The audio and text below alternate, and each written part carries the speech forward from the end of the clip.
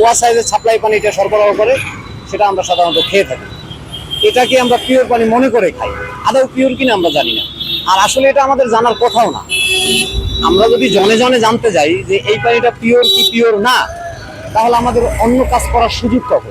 এটা জানার জন্য পানি মন্ত্রণালয়ের দায়িত্ব আছে না, ওয়াসার দায়িত্ব আছে। ওয়াসার যে এমডি উনি তো সর্বময় কর্তা। হচ্ছে গিয়ে যে আপনারা যে বাজারে যে পানিগুলো খান, হ্যাঁ, যেমন বোতলজাত পানি, বোতলজাত যে পানি আছে এইগুলা যে আপনারা খান, এইগুলা কি পানি খাচ্ছেন এটা কি জানেন?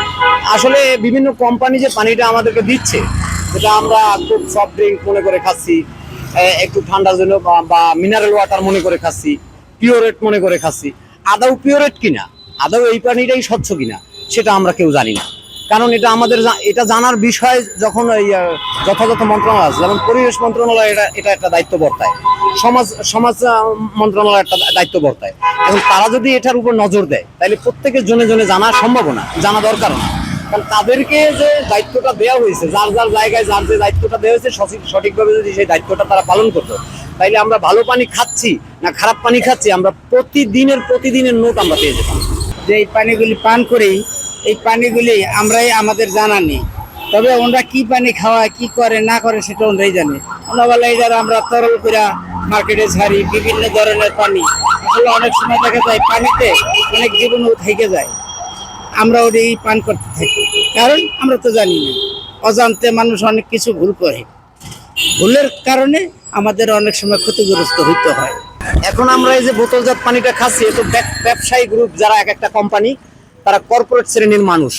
এই কর্পোরেট শ্রেণীর মানুষদের জন্য তাদেরকেও নিয়ন্ত্রণ করার জন্য বাণিজ্য মন্ত্রণালয় রয়েছে।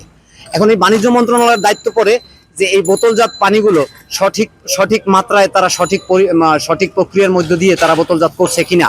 এবং বাণিজ্য মন্ত্রণালয় যখন অনুমোদন দেয় বা বিএসটিআই যখন অনুমোদন দেয়, তখন যেন এগুলো দেখে যথাযথভাবে।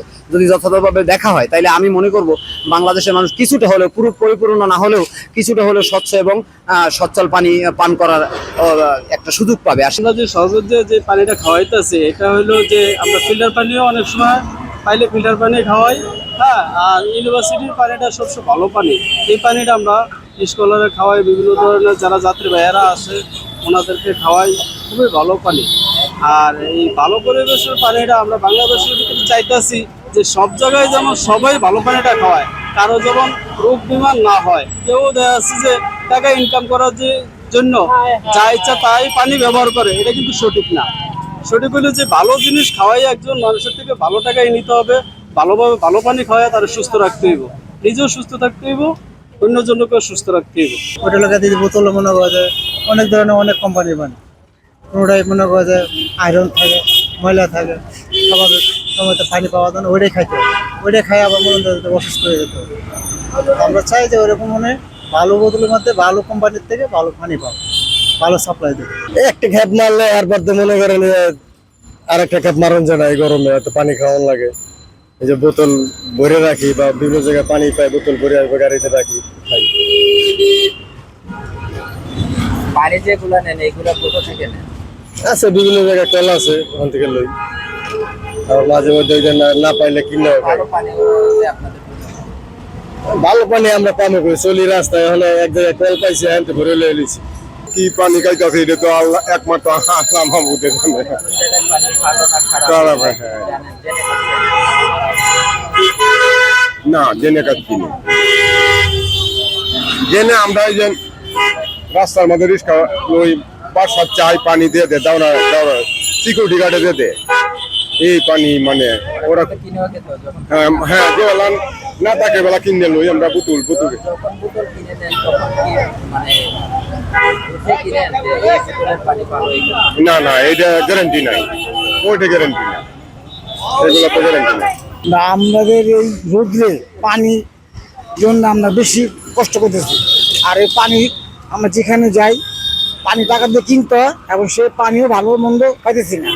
আবার অনেক সময় দেখা যায় সে পানি টাকা দিতে হয়, টাকা দিয়ে মান অনুযায়ী পানি পাই না।